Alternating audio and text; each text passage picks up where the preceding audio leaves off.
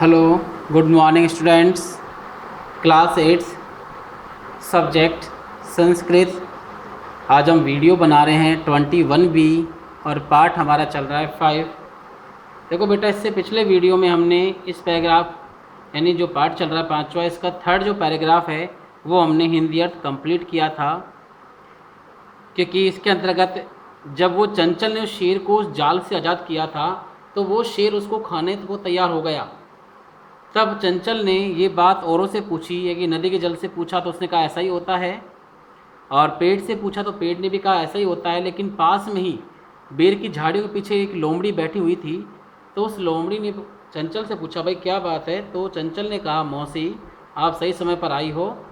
और उसने कहा कि मैंने इस शेर को जाल से मुक्त किया, लेकिन अब ये मुझे ही खाना चाहता है, तो मेरी इस शेर से रक्षा करो। तो देखिए उसके बाद क्या वार्तालाप होता है, क्या बातचीत होती है लोमड़ी और चंचल के बीच, उसको हम पढ़ते हैं। सुनिए। लोमशिका लोमड़ी ने चंचलम चंचल को अकथयत कहा। लोमड़ी ने चंचल को कहा पाडम ठीक है, त्वम जालम प्रसार्य, तुम जालम जाल को प्रसार्य फैलाओ। लोमड़ी ने चंचल को कहा ठीक है तुम जाल को फैलाओ। पुनः दोबारा सा उसने व्याघ्रम शेर को अवदत बोला, और दोबारा उसने शेर को बोला कि केन प्रकारेण त्वम, केन किस, प्रकारेण प्रकार से, तुम ए तस्मिन जाले इस जाल में बद्ध फंस गए, इति ऐसा, अहम मैं, प्रत्यक्षम प्रत्यक्ष रूप से यह सामने, द्रष्टुम देखना इच्छामी चाहती हूँ। दोबारा वह शेर को बोली कि किस प्रकार से तुम इस जाल में फंसे, ऐसा मैं प्रत्यक्ष रूप से देखना चाहती हूँ। व्याघ्र शेर ने तद उस वृत्तांतम घटना को प्रदर्शन करने के लिए या घटना को दिखाने के लिए तस्मिन उस जाल में प्राविशत प्रवेश किया। शेर ने उस घटना को दिखाने के लिए उस जाल में प्रवेश किया। लोमशिका लोमड़ी ने पुनः दोबारा अकथित कहा। लोमड़ी ने दोबारा कहा संप्रति इस समय यानी अब, पुनः बार बार कुर्दनम कूद कर, कृतवा करके, दर्शय दिखाओ। अब दोबारा कूद कर दिखाओ। से उसने यानी शेर ने तथैव वैसा ही समाचरित आचरण किया। उस शेर ने वैसा ही आचरण किया या वैसा ही कार्य किया।